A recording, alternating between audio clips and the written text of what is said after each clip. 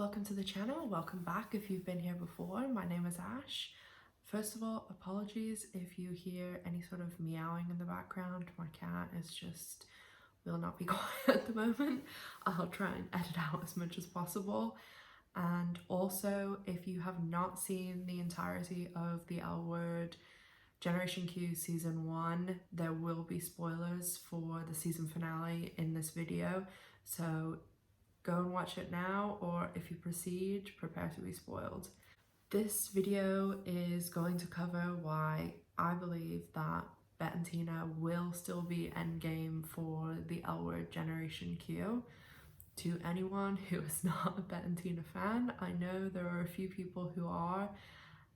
Turn back now because you're only going to be annoyed by this video. I feel like I know there are a few people who are not a fan of the relationship or are not a fan of the characters. The person who edits the L Word characters Wikipedia page is obviously one of them, because the way it's written is very anti-Bette and Tina. But anyway, each to their own. So as we saw in the season finale, Tina was not in that episode and Bette went out with someone new. So there's a couple of things that have happened throughout the season and a few things from the original that are making me think the goal is to get them back together.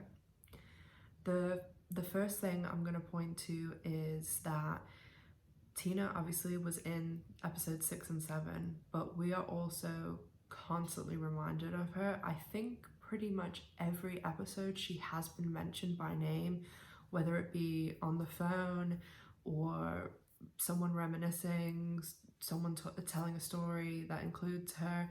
And I feel like that constant reminding the audience of her does have something to do with them going forward. I know she's Angie's other parent, but it just seems a little too heavy-handed with the reminders for it to mean nothing.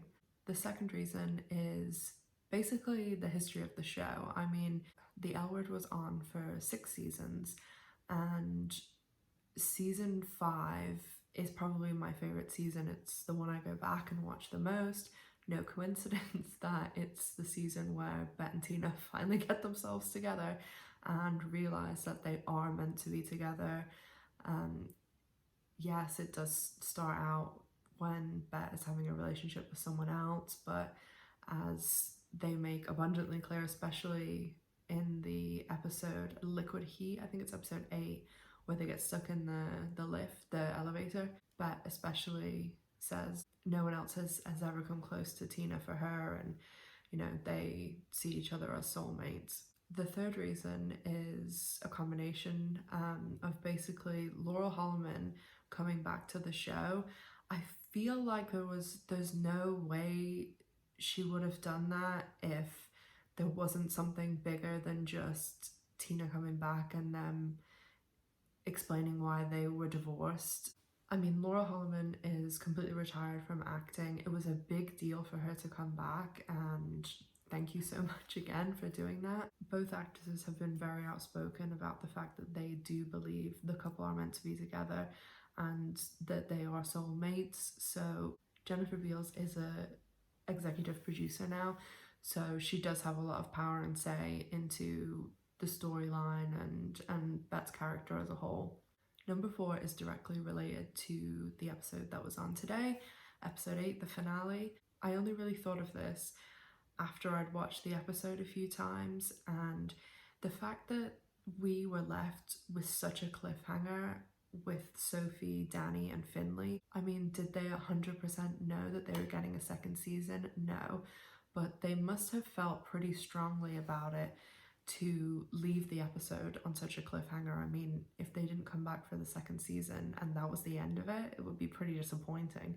So the fact that they did leave that open-ended, it does make me feel like they've left Bette and Tina open-ended as well. And Jennifer Beals has been very outspoken about the fact that they will take as much of Laurel Holloman's time as she will be able to give to filming of the L Word.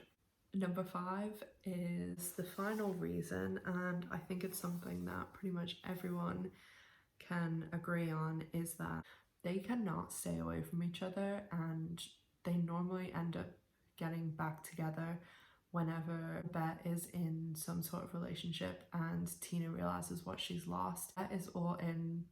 Yes, she went on date with Maya, but it's very new. It's their first date. Last week, episode 7, it was very clear that Bette was going to either ask Tina to be back in her life. You know, she was asking her, oh, you can stay here. She obviously does not want to be divorced. In the conversation with Shane, I think it was in episode 3 or 4, that she still doesn't feel normal. It's abundantly clear that Bette is still in love with Tina, and if it was up to her, they would be together. Obviously, Angie's a big factor there too. She speaks for the Tibet army that she would love them to be back together as well, as she said in the season finale. And normally, when Tina realizes she's losing Bette, that's normally when they get back together, because Bette has always been all in with Tina. And why I always say that, yes, Bette comes across the outside world as the alpha and the person in control, but really Tina definitely has Bette wrapped around her finger, that's for sure. That was just a quick little summary of a lot of the reasons that I think that there's still a chance that Bette and Tina are endgame. I mean, it will be getting a little bit ridiculous if they get back together and split up again. Hopefully they do get back together, stay together forever. Would it have been boring if we came back to them in the beginning of Generation Q and they were still together and happy? I don't think so. I would have been pretty happy with that. But I mean, I guess it does liven things up a bit, wondering what's going on. I also would like to get a bit more backstory on the 10-ish years that we've missed in their lives, and what changed so much that when we left them in season 6, they were so happy, and you know, their relationship had adapted, learned, and they'd both grown. And now that Tina basically has the same complaints that she had in the very, very early seasons, season 1, season 2. So we shall definitely see, and I honestly can't believe that we have to wait another year. They seriously need to shorten these hiatuses, they're too much. Just to let you guys know, the competition to win the L Word t-shirt is still open. You can win the black rainbow cast list name t-shirt, or this lovely Bette Porter one. So all you have to do is be a subscriber to the channel and leave a comment on any of my L Word videos, including this one. Thank you so much for watching, guys. I'd love to know your thoughts, so pop them down in the comments below and let me know whether you think Bette and Tina are endgame or whether they're finally going to move on. Thanks for watching, guys. Bye.